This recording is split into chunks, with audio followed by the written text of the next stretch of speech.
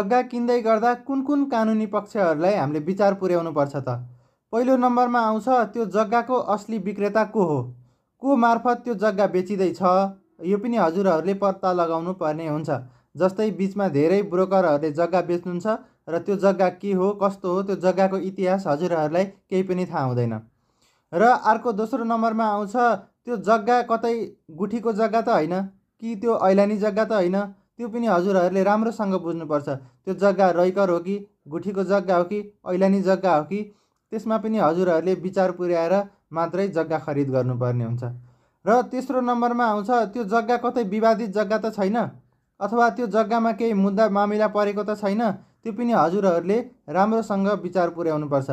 र त्यो जग्गाको बारेमा बुझ्नलाई त्यो जग्गाको सधियारसँग जाने, त्यो सधियारसँग कुनै विवादित जग्गा हो कि कुनै यो जग्गा मुद्दामा परेको छ कि भनेर सधियारहरूसँग पनि हामीले राम्रोसँग बुझ्न सक्छौँ।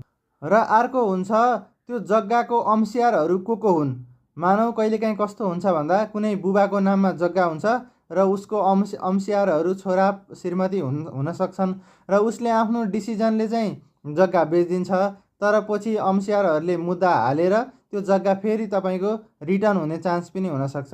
सो यस्तो केसमा पनि हामीले नपर्नको लागि पहिले नै त्यो जग्गाको अंशियारहरू जो छन् ऊ सबैसँग मन्जुरीनामा लिने, त्यो मन्जुरीनामा गराउँदाखेरि यति यति मेरो जग्गा हो यति यति हो भनेर तपाईँको जग्गाको क्षेत्रफल पनि सबै कुरा खुलाएर एउटा मन्जुरीनामा गराएर सबैलाई मन्जुरीनामामा हस्ताक्षर गराएर लिन सबैभन्दा उपयुक्त मानिन्छ।